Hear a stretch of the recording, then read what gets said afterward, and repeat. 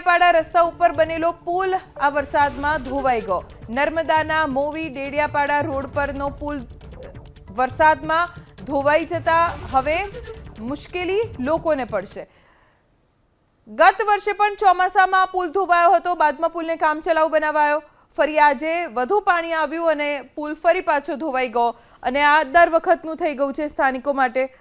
Movie Dediapada road પરનો આ પુલ વારંવાર ધોવાય, જ્યારે પાણી આવે નદીમાં ત્યારે આ પુલ ધોવાઈ જતા લોકો ખૂબ લાંબો ફેરો ફરીને જે તે સ્થળે પહોંચે છે।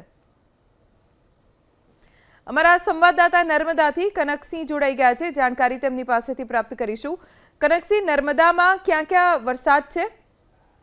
ખાસ કરીને આપણે જણાવ્યું કે નર્મદા જિલ્લામાં આજે વહેલી સવારથી નર્મદા જિલ્લાના 5 તાલુકામાં અનરાધાર વરસાદ પડી રહ્યો છે।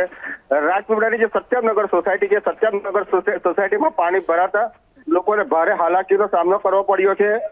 નાદોદ તાલુકાનું જે લાસરસ ગામ છે, લાસરસ ગામ આજે રાજપીપળાથી સંપર્ક વિહોણું બન્યું છે।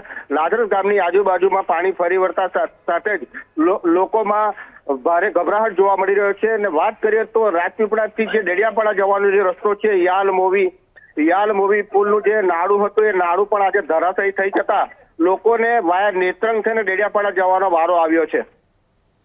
આભાર કનકસિંહ, જાણકારી આપવા માટે।